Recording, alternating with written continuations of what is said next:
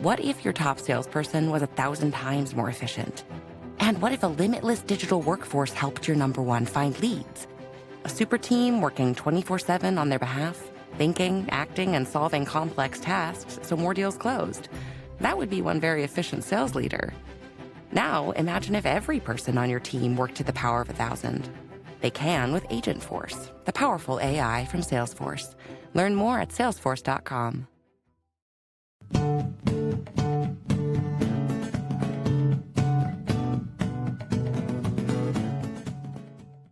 Welcome to the Women in Product podcast. Our guest today is Nichole Mace, a product leader specializing in SaaS and product-led growth. As SVP of Product and User Experience at Pendo, she leads adoption and growth, Pendo's feedback product Listen, and the Action Products Guides and Orchestrate. Nichole is passionate about transforming products into seamless self-serve experiences and excels in user engagement and satisfaction. Her career spans leadership roles at LastPass, ZipCar, and BevSpot, where she built and scaled cross-functional teams and implemented innovative product strategies. Welcome to the podcast, Nichole. Thank you. Thank you so much, Shannon. It's such a pleasure to be here. Huge fan of Women in Product. So it's really quite an honor to be here and excited to talk product. We're excited to have you as well. I think anybody who's worked in growth like myself knows Pendo. This is almost like a meta interview because Pendo is such a popular tool for growth teams. So it's great to have you here. We want to start by defining growth product management. As you're probably aware, not everybody in product knows what growth product management is. So we'd love to know how you would define that area. Great. So growth product management really spans quite a lot. It includes product-led growth, but growth product management is really around growing your existing customers. So can you cross-sell? Can you upsell? Can you get them to come and engage with your product more? And I would say PLG is a subset where you're really focused on free to paid conversions, some kind of conversion in some way. Okay. And do you have core principles that guide your approach to growth that you could summarize for our listeners? Yeah, for sure. I think with growth, you're always thinking about new users and you should always build for new users. And that means, you might have accounts that have been using your product for a long time, but the reality is some people might have not logged in 3 months and it feels brand new to them, or they're new to the company, or they've just forgotten. They use a lot of tools, they've forgotten how to do something. And so really thinking about every time you're engaging with that user that it's brand new, that they're brand new users. And I think that really holds that bar high from a usability perspective. It needs to be easy to use. You need to show them the way. And I've noticed every time that that's a focus, you get a better outcome in the end. You don't want to assume anything about your user. I would also say another principle is really drive habits. So that usage habit. So it's one thing you need to get that new user through that first time, the second time, but really what you want to do is drive that habit of coming back pretty frequently. One of the things, the areas that we focus on a lot at Pendo, my North Star metric for our growth team is wow MAU. So weekly active users over monthly active users. And that creates a way, so you're saying my users, if it's 50%, for example, you're saying my monthly users, 50% of them that are coming in on a weekly basis. So that really is a great way to say, hey, I really want to increase that 50%. I want those weekly users to come in more. I want to get to 70%. I want to get to 80%. So really driving usage is really fundamental to any sort of growth. I would also say use PLG strategies for existing customers. So while we think of trials and freemium for going from free to paid, it's something that you can do if you have a product with many different products like we do at Pendo, or like I did when I was at LogMeIn. You might want to offer a trial. Hey, try it out for 30 or 60 days, or try out a free part of this product where there's something exciting that they will engage, and then you can offer paywalls. So some of those PLG strategies are really, really relevant in any sort of growth strategy. I was going to ask you, because of what you're talking about here, Do the roles that the product growth managers hold differ from the roles that the core product managers hold? Do they work together, or are they the same people? How does that work?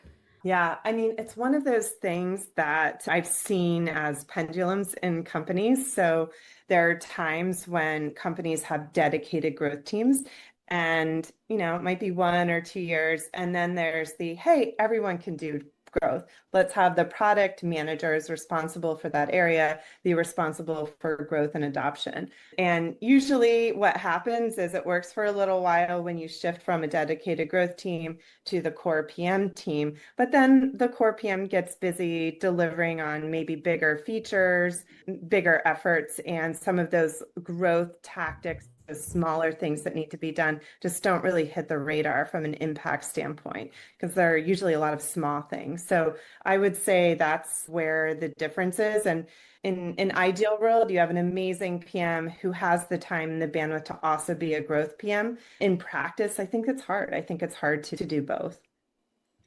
So if you are somebody who's trying to do a little bit of both, how do you balance maybe the goals that you're trying to achieve against one another? So for example, you mentioned user acquisition and growing your engagement, but also retention, monetization, all those other things. How would somebody prioritize those? Yeah. I mean, I think to really nail that, you actually have to separate your work and your mind share into two different swim lanes, right? You might have a swim lane that is around, hey, I need to deliver this feature, this functionality, something that my enterprise customers want dark mode, and we don't have dark mode. And so that metric is, hey, I want to reduce the complaints around dark mode. So I'm going to deliver this feature. It's going to take me 3 sprints to do it. And then the other swim lane might be around, hey, I really want to drive adoption of my product. And so those metrics are definitely focused on retention. You might want to spend a lot more time digging in, watching session replays. Where are they dropping off? You might be working more closely with marketing, data science.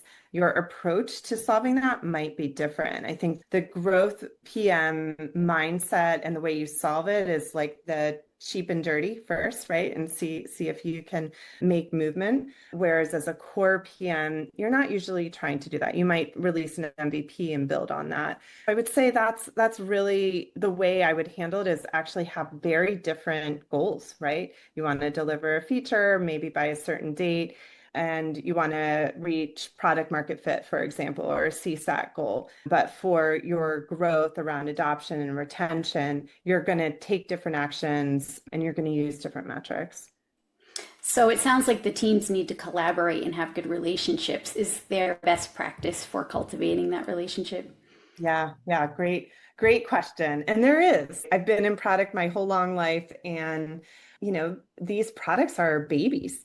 And so when you're working with a growth team, if you're the core PM, growth teams typically run across all the products, and they might want to make a few little tweaks to your core product. And so really creating that partnership, it's kind of like everything else, creating a relationship as the growth PM with that PM. So they're part of it, right? They may have ideas for you as the growth PM, but really bringing them along and sharing those learnings on experiments that you're running if you're the growth PM. And if you're the core PM, what I have found happens a lot of times is they might say, well, I'd really love to do that, those 3 little usability things, but they're never sort of worth the effort for what I'm trying to achieve. But you growth PM, you do care about this. And so sometimes it's this really nice relationship that growth PM can get those couple little hurdles, those roadblocks undone that the core PM wouldn't have a chance to get done. So it's creating that relationship, sharing the learnings, and being a friend and having a good relationship with them. Do you think that, given your experience across multiple companies, is there like a right time to consider adding a growth team or PM as opposed to just having your regular PMs do growth work? Like, right. When does that occur? Yeah. So you really want to have product market fit with your product. And measuring that. You want to get to a place where, if you can get them in the door, if they are your ICP, you can get them in the door, they're engaging with your product, they're going to say, yes, please don't take this product away from me. It's making a difference in my life. When you don't have that, you're putting in a tremendous amount of energy in a place that you can never, you're basically selling something that it's not really ready, that they don't really want. So you really want to get to a place where you have that product market fit. And sometimes you're close, right? If you're close, you might want to go there. But when you're really early, it's tough to have a dedicated growth effort there. Okay. And since you've had to introduce some of the growth initiatives in companies in the past, what have you learned about the difference between having the growth function and not having the growth function in these companies? Yeah, I think when you have them, there's a higher level of experimentation that the company in general becomes comfortable with. And it's contagious because experimentation's a lot of fun. And what you end up finding is other groups start taking on, oh, I'm a marketer. Let me do an experiment on my email, or I'm in engineering, and you know what? I'm able to actually do these two different versions. Let's put them both out there and see which one pulls better. And that mindset around growth is contagious. So that's something that I see when you have a robust, high energy growth team that can happen in the organization.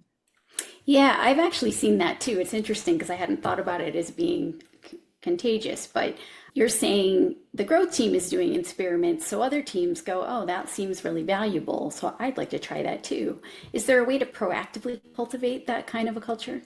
For sure. I mean, one of the things that I do wherever I go is I set up a learnings and metrics meeting. So whether it's within the growth team or it's within a new product that I've launched, and it's an open door meeting, anyone can come, and you're going to sit down and look through your metrics. Well, what is your North Star? What are those input metrics? Look at the funnel. How are things going? And it's a casual meeting in the sense that people can pop in and say, well, what happened there? It looks like we were going, it was going up and to the right, and then something happened. And then that usually generates some interesting discussion. Well, let's go watch that session replay. And to have that collaboration with engineering and marketing, that's the most extreme, is amazing, right? Well, what could we do here to have an impact on a particular funnel? So that's something that I love to do. And then the learnings can be anything. It can be I had some customer interviews. It can be I was reading a book this weekend, a business. I had an aha moment myself and I want to share it with you. So that creates this like culture of, hey, we're all learning together. And if you leave enough space in those meetings for people to talk, you can get some really magical learnings out of it. Yeah, and what disciplines typically would attend? Is it just product and engineering, or are there other people there too? Yeah. So definitely product and engineering and marketing and data science, and usually sales. If you can get some sales leaders to come, they're just an absolute wealth of knowledge. And they can also be your into the rest of the sales team as well, because they're part of it, right? This is an amazing way to bring along the whole organization. I'm curious about how you got into growth and how, your path brought you to this place. And, obviously you use it now across everything that you're doing. So was it sort of a natural progression toward growth, or did it sort of take you by surprise? Yeah, I've been around long enough that I've been doing it before anyone called it growth or PLG. Earlier in my career, after business school, I went to Constant Contact and I was, I don't know, employee 20 or something. And there was absolutely no playbook. There was nothing written about it. And we were self-serve, going after small businesses. And we learned the hard way. We would do cohort analysis and Excel spreadsheets. Okay, we made this change. What happened? All right, maybe we should try this. Let's make this change. And so we really had to take kind of an old school approach to figure out, oh, okay, if we go after verticals, and we have messaging that makes sense to them when they search, when they land on a landing page, when they come in, if we have templates that make sense to them, we're going to have a better outcome. So I would say constant contact early in my career was really instrumental in me learning lessons the hard way. I would say next in my mind is BevSpot. So I worked for an incredibly supportive CEO, and PLG was really emerging as this way, this concept. It was a brand now, and he was all in, and we just experimented like crazy. And we just learned so much. We read everything, we listened to everything, many podcasts. So that was instrumental. And then when I was at LastPass, we had, 6.5 million active users. We put up a significant paywall. Sorry for those of you out there who experienced it, but that's a PLG motion, a growth motion. And to have that volume to work with was really stunning. And then, of course, Pendo, the very meta experience has been, continues to shape me. Absolutely. We can all learn from Pendo, and I've even been to some Pendo conferences where you get to see everybody else's mistakes. That's really fun to go. Great. Yeah. I love it. I love it. What are some of the skill sets, and maybe it sounds like mindsets as well, that are helpful to people who are looking into growth as a career for themselves? Yeah, you need to have a fire in your belly. You need to be someone who's really gets excited about diving in deep, can be excited about moving a metric from a skill set standpoint. If you're a growth product manager, you really want to have some PM or a product owner experience under your belt. You are still going to be working with an engineering team in a different capacity, but that's tremendously valuable.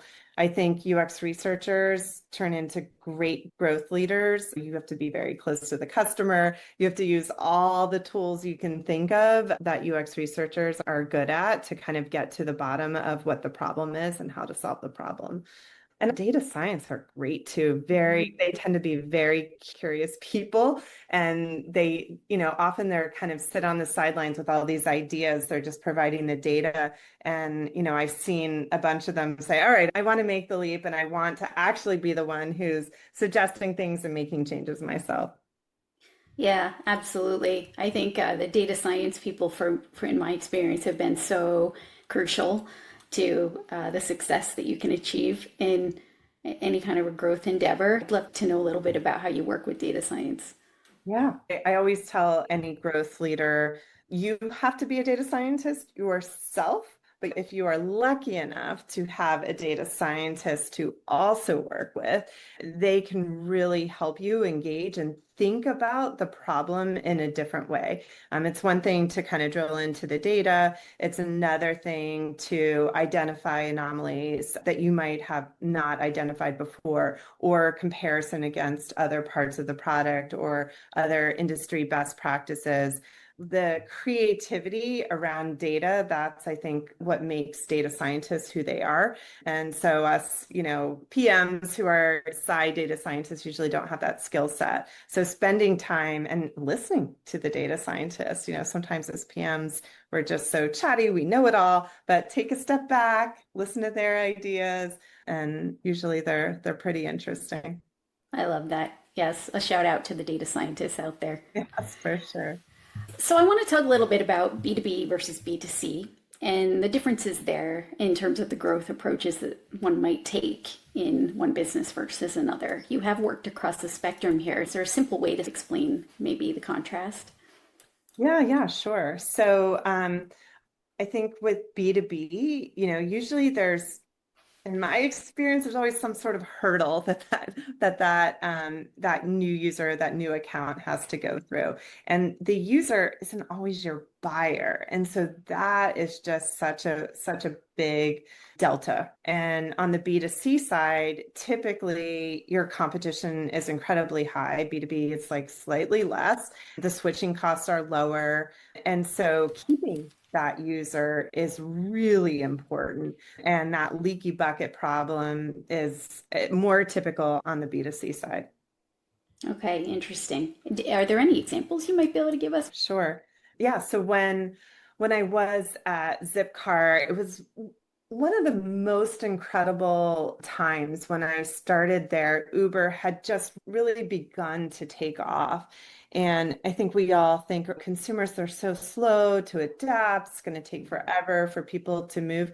But when you actually offer something that's incredibly convenient, the pace of the consumer mindsets shifting can be very, very fast. And that's what happened at ZipCar. ZipCar, for those people who don't know, is car sharing. And, the primary use case is an afternoon, I'm going to go to IKEA and come back. But it used to be, hey, I'm going to take it and I might be out for the day. I might go out for the evening. And Uber came along and just really changed it. Now you don't have to think about, well, how am I going to get back from my party? Or, I don't need to think about both directions, and I don't have to worry about drinking and driving.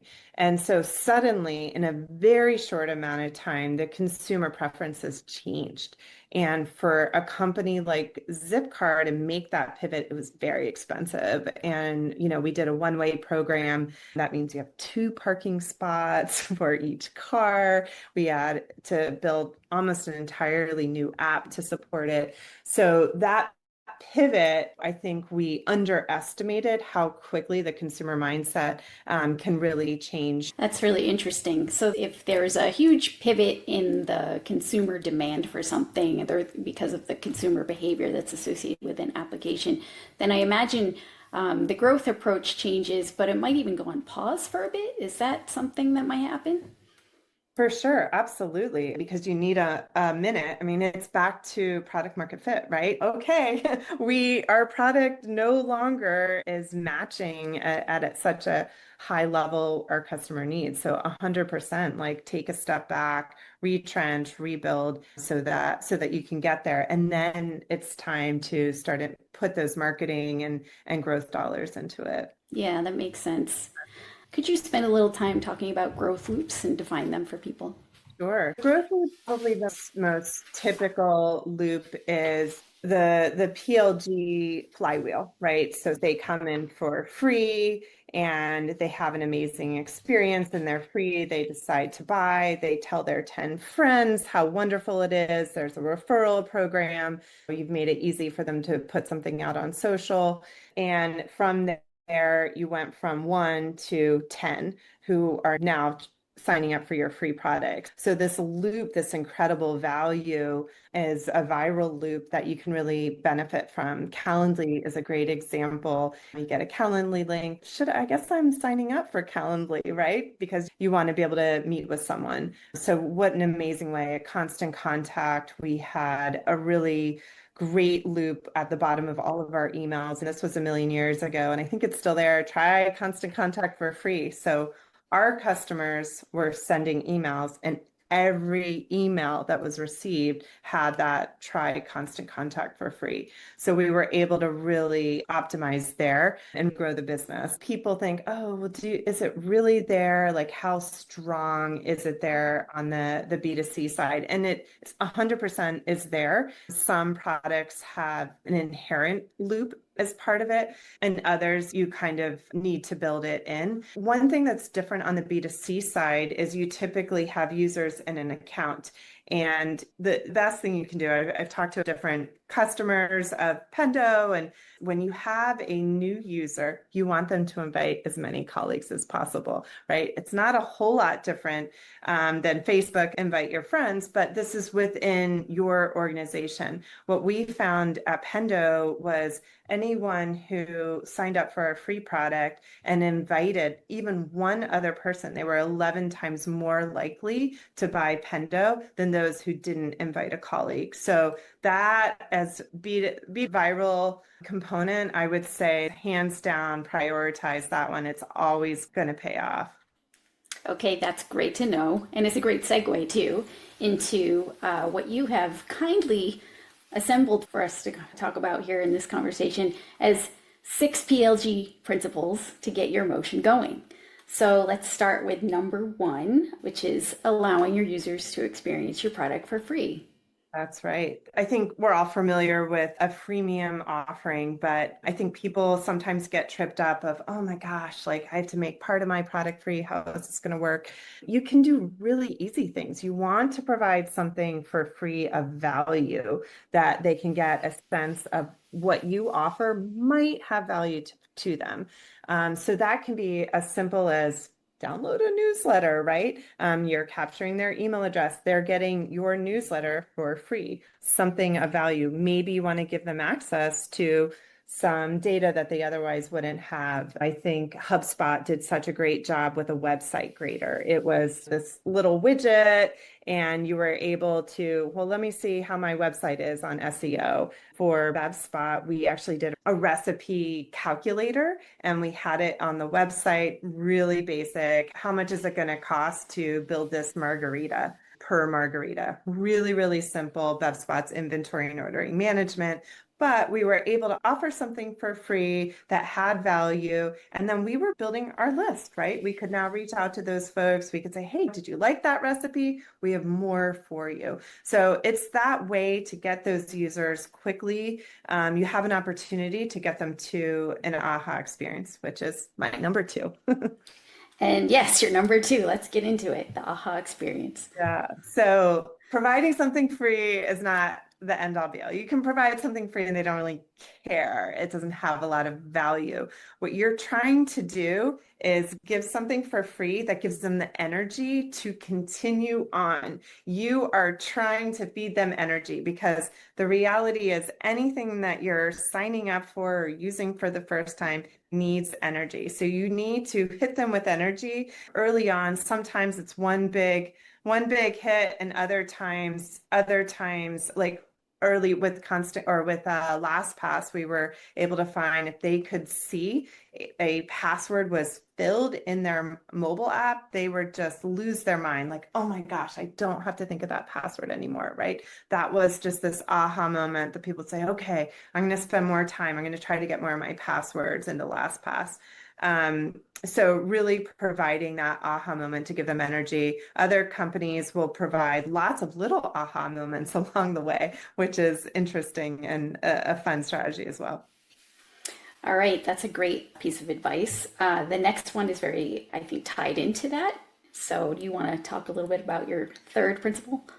Best in class usability for new users. There are no excuses. Has to be your perfect experience, and no experience is perfect, right? Most of us start with, oh my gosh, and they have to log out, they have to verify their email, they have to come back. We need all these things done before they can actually get value. And then once they get there, then that first experience needs to be as few hurdles as possible. So what that means is you're doing a lot of usability testing, right? You are watching a lot of session replays. You're doing a lot of customer interviews. You're really trying to play that sort of whack-a-mole game of those pain points you're reducing along the way.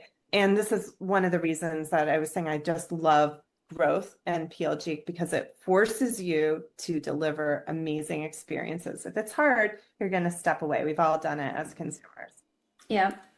Number four, going along the same sort of pathway in terms of thinking here, delight your users. Delight your free users so much that your product becomes a habit. Let's talk a little bit about that. Yeah, so the biggest drop off in any funnel to purchase is retention, right? That first time they might sign up, whether it's consumer or B2B, and they never come back. Usually it's an 80% drop. So can you leverage that aha moment? Can you get them to come back? You get them back the second time. Now, what can you do to make that a habit? And some of the really greats out there are gaming solutions. And, really, how do they draw you back? How do social tools, LinkedIn send you notes? Hey, someone's looking you up. How can you bring people back and provide that value to them that they want to keep coming? Okay, and then how do you get them to the next one, number five? Making purchasing feel like the user's next natural step. That's an Yeah. important one. Yeah, I always, in my mind, I visualize it being so easy of reaching in your back pocket, pulling out your credit card. Of course, I'm going to pay for this because it's providing me so much value. And there are some products that I've had this, and probably others have as well. Using Claude recently, you kind of hit your limit with Claude, and you say, "This has changed my life in this session." So I am thrilled to death to pull out my credit card and pay for this because this is life changing. I think Miro was like that for me years ago, the first time I started using it, and I maxed out those 3 boards that you could have for free. It felt really, of course, I want to pay for this. I support this company almost like a mission. That's what we're all going for, right? You don't want to be, holding someone's feet over the fire. You must pay, you must pay. Really, you want it to have this. Of course, I want to pay for this product. I love it. Yep. And if there's any way you can give us a couple of secrets on how to achieve that, what is it? What is the Yeah. thing that makes people want to pay? Yeah. The secret is experimenting. I mean, it is, you can't always measure, you can't always have the answer to that. It's different by product, but there is that point of stickiness and value in what you're offering that you just start to see the value and you're willing to pay. With DevSpot, we did inventories, and we found that if people did 3 inventories, they were much more likely to pay than people who had only done 1 or 2. And that's because with in between each inventory, we were able to identify, hey, you don't need to order more of this. You can save this amount. And then do it one more time, have 2 rounds of that. People are starting to say, wow, look at this. I can save every time if I actually track my inventory closely. So it does differ by product. You do need to experiment. Action-based is the dream, right, of anything that you're offering for free. So it makes sense rather than time-based, action-based, because then you know that they're using it. So I guess I would say that would be the one thing, but you have to experiment. There's no secret there. Okay, and it brings us to our 6th in the list of 6, which is building in virality at every turn. So give us a little bit more insight as to what you mean by that. Yeah, I talked a little bit about constant contact, but anytime you have an opportunity to reach your customers, you have to take it, right? I'll give an example for Pendo for our free product. We put the Powered by Pendo on our guide, right? So that means our customers who are using Pendo for free are actually seeing that guide out there. LastPass had a natural virality component that you wanted to share a password. Number 1 is, hey, mom and dad, I want that Netflix password, right? So by doing that, by saying, okay, you want to take advantage of that. So not only do you want to have an email go out and say, here's what the password is. Remember, you need to sign up for LastPass. And oh, yeah, why don't you refer 5 of your friends? We're sending you an email. Here are 5 of your friends, and you're going to get something off, and they're going to get something off, some gift card or something like that. But really think about how can I use every single interaction with my customer? And if you're really lucky, my customers end users, really, brainstorm, think with your team, what can you do to make the most of it? We always want to ask what leaders think about the impact of AI on both their own product experience, but on, product management and product growth overall. What are you thinking these days? It's the most exciting time of my entire career. It's absolutely stunning. As product managers, we have spent a lot of time thinking through how do I communicate clearly what I want delivered. And so that puts us in this great place to be a prompt engineer. That's sort of a natural next step for us. Product managers are people who can wear many different hats. So in this world where you're collapsing the development cycle, I think PMs are really in a great place. So for PMs, I think it's super exciting. I think for pace is stunning. Something that I did think was going to take 4 months, and it took 2 sprints. It's closer to instant gratification than it has been. Typically, PMs required a lot of patience, and I think finally the development is catching up with us. Yeah, totally agree. It's hard to know exactly where to jump in, but you got to jump in, right? There's no, it's coming or it's here. We'd like to know a little bit more about you personally, if that's okay. So, what do you do in your spare time?